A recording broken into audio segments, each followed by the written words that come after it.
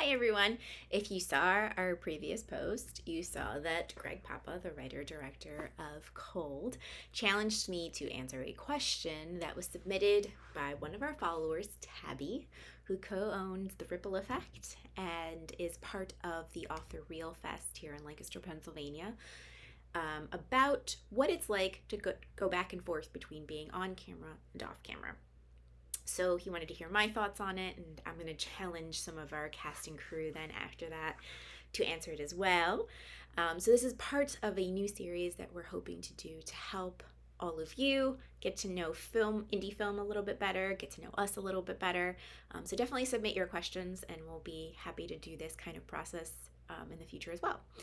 So as far as the question, the basics of it is that Tabby is asking us what it's like to go back and forth between being on camera and off camera, the positives and the negatives of that. She has her own.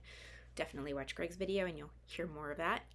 But generally speaking, I would say, regardless of whether it's film or anything else that you're doing, the main takeaways that I would say is you need to have good communication between you and whoever is directing those projects, or whoever your partners are in those projects.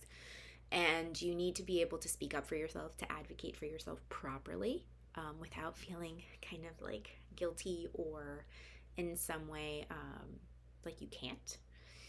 And you need to be able to give yourself enough time for each of the jobs that you're doing. So those are my three main ones, and I want to get them out of the way since I can be wordy. So basically, I've now produced about 14 projects that have actually made it. Obviously, you always talk about things and sometimes they don't get made. But I've actually now produced 14 different projects, of which I have had some form of an on-camera role in 9 of them. And so I would say I look back now at some of those first projects that I did, and I wish I had advocated for myself more. I wish I'd known that about myself. But you only know what you know, right? And so you need to sometimes have the awkward experiences first so that you know what to do in the future. So I know Greg mentioned this in terms of Foxes, with him sort of like not giving himself enough time as an actor in his first directorial debut. So it's the same thing in terms of production. So touching on those 3 things that I said. So the first one is having good communication with the director or whoever your partners are in your project. So I would say most recently, probably my best collaborative experiences have been with Tony Marion, Chris Rupert, Greg Papa, obviously, and then Crescentia Volts. And in those projects, yes, I was a producer and I was heavily involved in those projects. Like, I'm heavily seen in a lot of those projects. But I was more comfortable advocating for myself and more comfortable understanding the part, more comfortable being able to know how much time was needed in pre-production, so that when we went into production, I didn't feel like, I wasn't prepared for the character that I was playing. And so, again, giving yourself enough time for these different jobs that you're actually doing. And where that didn't necessarily happen, I think of one of my earlier performances, and it's actually a performance that I get a lot of accolades for. So I guess people don't notice it as much as you do, but I can absolutely tell there is one specific moment that my mind just goes to, where cameras are rolling, and for whatever reason this was picked up in the edit. I am physically looking at something off screen. So there was some fire I was just putting out a few seconds ago.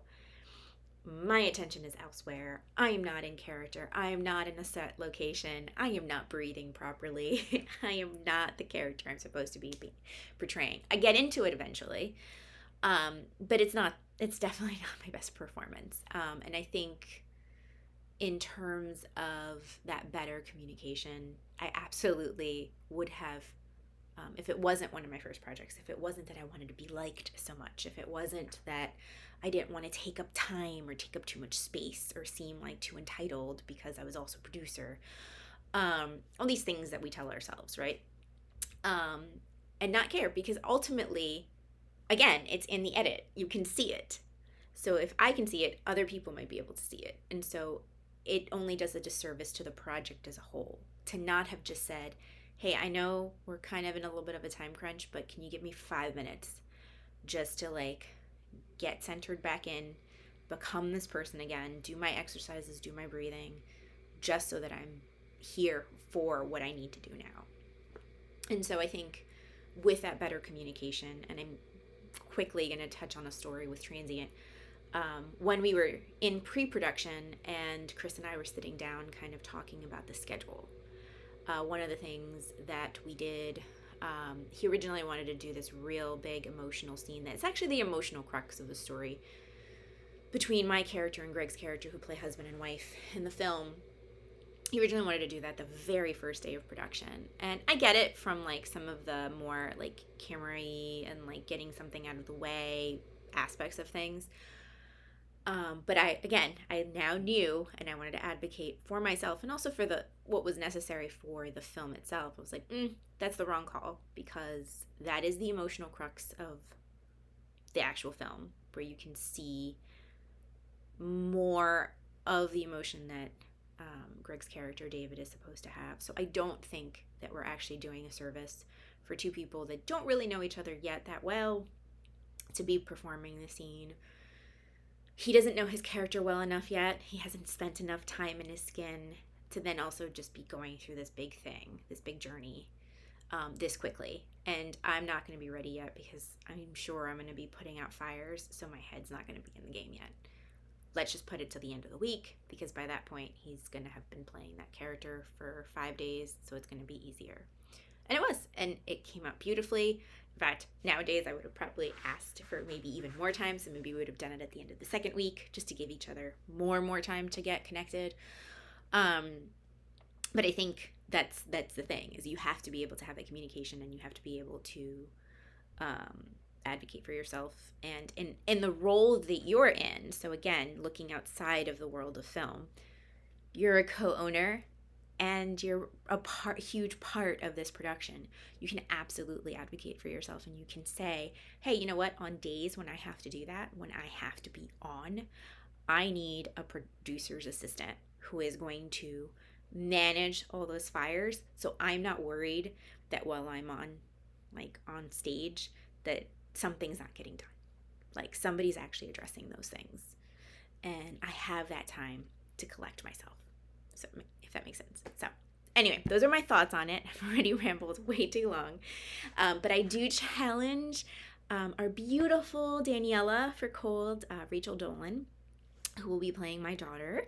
And she directed and acted in this gorgeous movie called El Canto de los Coquis. And that's actually how I got to meet her. We went to a festival for foxes, and her film was also showing there. She's a wonderful local Pennsylvania talent, so I challenge her to answer this question as well, based maybe on that project or something else that she's done. And to get some more of her crew involved, I also wanted to challenge Thomas Prophet, who's our gaffer, and Chris Rupert, whom I already mentioned, who was in James Dean's Xmas coming out this year. And ended up finding out while he was on set that he was also like the main character in the film Outside Santa Claus. So yeah, definitely A, check out that film too if that's your thing, but B, I challenge you guys to maybe hopefully answer this question as well. So thanks so much, and don't forget to submit your questions so that we can kind of keep doing this and you get to know more about indie film. Bye.